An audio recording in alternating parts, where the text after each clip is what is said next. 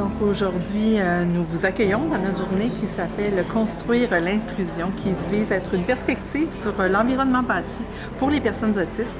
Quand on parle d'inclusion, il ne faut pas oublier que c'est le fait de reconnaître, de donner le droit à une personne d'être pleinement active comme citoyenne dans la société, peu importe les contraintes ou les limites qu'elle a.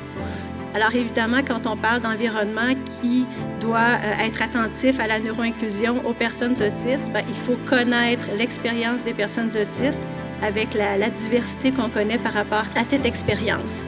La mission, c'est de développer et d'offrir des services pour soutenir l'autonomie et l'inclusion sociale. The problem is huge.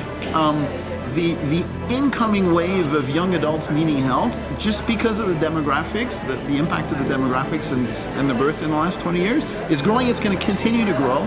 Alors, on veut développer les connaissances sur la relation des personnes autistes à leur environnement bâti, comprendre qu'est-ce qui fonctionne bien, quels sont les paramètres auxquels faire attention, mais on veut aussi développer des nouvelles idées.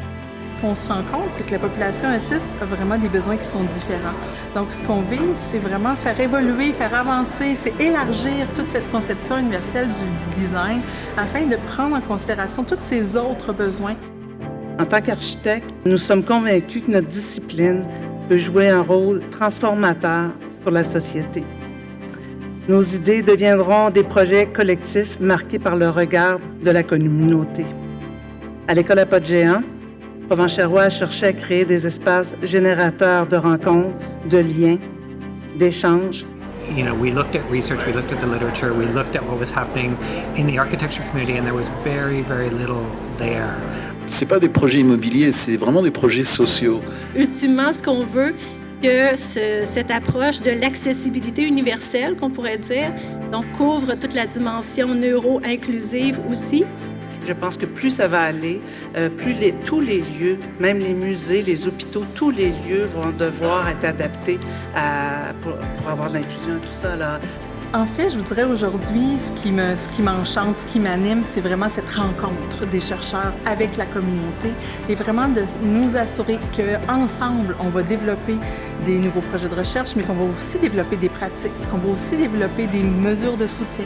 Donc vraiment, on va répondre aux besoins réels de la communauté avec une approche de données probantes.